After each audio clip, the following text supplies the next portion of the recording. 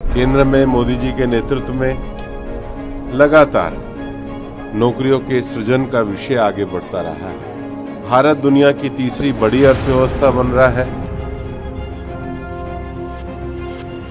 देश में आज एक बहुत बड़े रोजगार मेला के आयोजन किया गया था। ये पूरे देश में एक साथ 47 जगहों पे 51,000 से ज़्यादा सरकारी रोजगार के नियुक्ति पत्र सीधे माननीय प्रधानमंत्री जी के द्वारा वितरित किए गए हैं।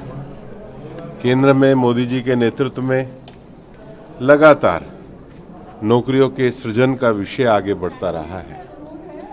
माननीय प्रधानमंत्री जी के संबोधन में भी उन्होंने विशेष रूप से देश के नौजवानों से विकसित भारत में योगदान देने का आह्वान किया और उसके साथ ही साथ भारत दुनिया की तीसरी बड़ी अर्थव्यवस्था बन रहा है। और अभी हाल ही में इंटरनेशनल लेबर ऑर्गेनाइजेशन की रिपोर्ट में इस बात को बताया गया कि कैसे भारत में सामाजिक सुरक्षा का दायरा बढ़ा है और दुनिया के बाकी भी संगठनों में भारत के विकास के मॉडल को आगे बढ़ने की बात की गई है।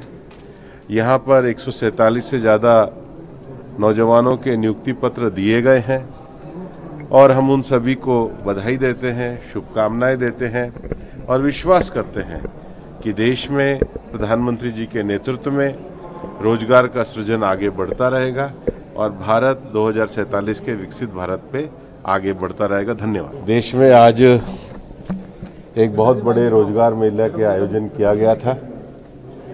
ये पूरे देश में एक साथ 47 जगहों पे 51,000 से ज़्यादा सरकारी रोजगार के नियुक्ति पत्र सीधे माननीय प्रधानमंत्री जी के द्वारा वितरित किए गए हैं। केंद्र में मोदी जी के नेतृत्व में लगातार नौकरियों के सृजन का विषय आगे बढ़ता रहा है। माननीय प्रधानमंत्री जी के संबोधन में भी उन्होंने विशेष रूप से देश के नौजवानों से विकसित भारत में योगदान देने का आह्वान किया और उसके साथ ही साथ भारत दुनिया की तीसरी बड़ी अर्थव्यवस्था बन रहा है। और अभी हाल ही में इंटरनेशनल लेबर ऑर्गेनाइजेशन की रिपोर्ट में इस बात को बताया गया कि कैसे भारत में सामाजिक सुरक्षा का दायरा बढ़ा है और दुनिया के बाकी भी संगठनों में भारत के विकास के मॉडल को आगे बढ़ने की बात की गई है।